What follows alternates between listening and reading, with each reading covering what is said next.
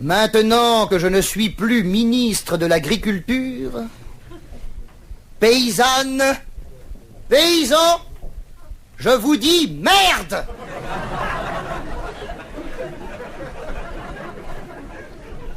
Pendant 3 mois, j'ai essuyé vos doléances. Je vous ai donné du fric pour vous permettre de planter des pommiers. Je vous ai donné du fric pour vous permettre de balancer vos pommes non calibrées à la décharge publique. Je vous ai donné du fric pour vous permettre d'élever des veaux. Je vous ai donné du fric pour vous permettre d'abattre des vaches. Je vous ai donné du fric quand vous n'en aviez pas assez. Je vous ai donné du fric quand vous en aviez de trop. Alors maintenant, j'en ai plus. Plus rien. C'est la dèche, la ruine, la faillite. J'ai des dettes. C'est la raison pour laquelle on m'a foutu à la qualité de la vie. Ou alors là, j'ai vraiment l'air d'un con.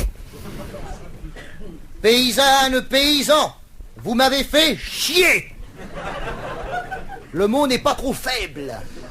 Avec vos putains de cheptels, décimés par la sécheresse, l'orage, les inondations, la pluie, le vent, la grêle, le givre, les giboulées, l'aquilon, le zéphyr, la trahamontane, l'anticyclone de mes Açores, la myxomatose, la peste, la rougeole, les hémorroïdes, l'angine de poitrine, les puces, les poux, les morpions.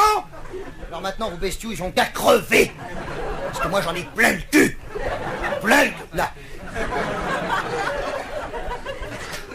Qu'est-ce que c'est que ce besoin d'avoir 200 vaches par tête de pipe?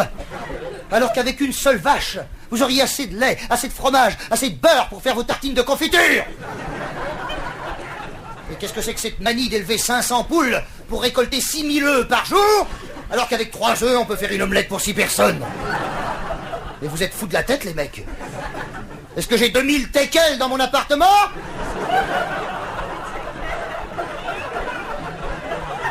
Chier, merde!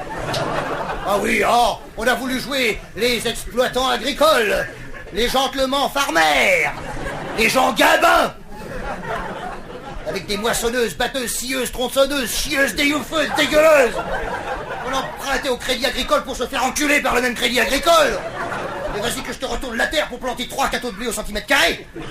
Avec une tonne d'insecticides par épi de blé.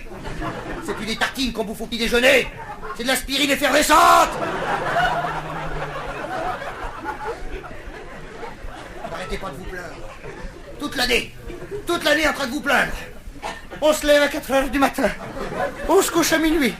On n'a plus le temps de dormir. On n'a jamais de vacances. Restez couchés!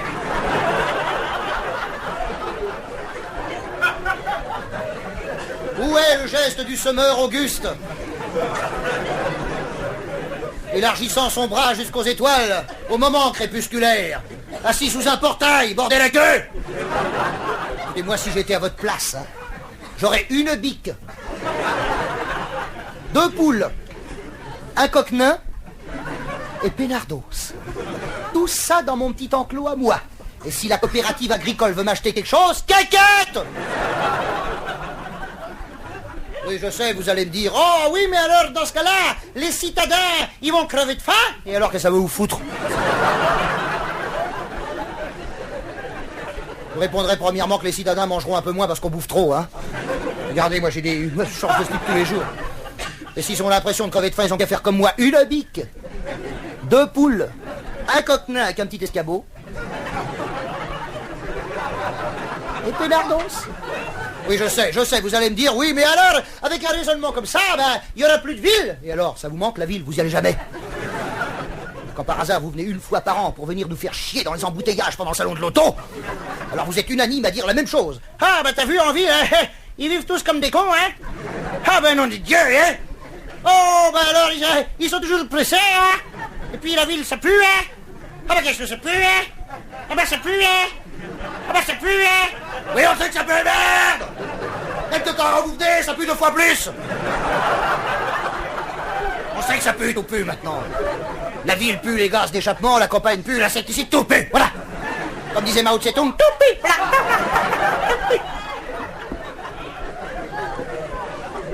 Comme la ville serait agréable s'il n'y avait plus de citadins, comme la campagne serait agréable s'il n'y avait plus de petzoï, comme la France serait jolie s'il n'y avait plus d'un côté les citadins et de l'autre côté les pecnos. Toujours en train de se plaindre, que ce soit la ville ou à la campagne, on entend toujours le même refrain. Les jeunes ne veulent plus travailler la terre, hein? Vous savez, les jeunes ne veulent plus travailler la terre. Mais c'est pas qu'ils veulent plus travailler la terre, les jeunes. Les jeunes, c'est qu'ils veulent plus travailler. Ah, c'est tout. Ils n'ont pas envie de vous ressembler. Quand ils voient votre réussite, ils ont envie d'échouer. Les jeunes de la campagne foutent le camp à la ville pour vivre dans des communautés. Parfait. Les jeunes de la ville foutent le camp à la campagne pour vivre dans des communautés. Parfait, même qui se croisent.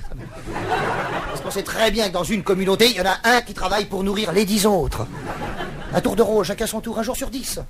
Alors quand les 52 millions de Français auront compris l'absurdité du travail quotidien, quand la France sera devenue une immense communauté de 52 millions de gens, on travaillera un jour sur 52 millions. Bande de cons. Ça vaut le coup d'essayer, non? En vérité, je vous le dis... Ah non, pardon, non. Non, j'ai des renvois. La révolution sera feignante ou ne sera pas. Un jour viendra, et ça sera le jour qu'on attendra le moins. Où, mus par un instinct biologique et populaire, toutes les travailleuses et tous les travailleurs de France resteront au plus marre, à l'aise, Bénardos. La tasse de café dans la main gauche, le transistor dans la main droite, en train d'écouter le ministre de l'Industrie qui dira « Ben là, qu'est-ce qui se passe ?»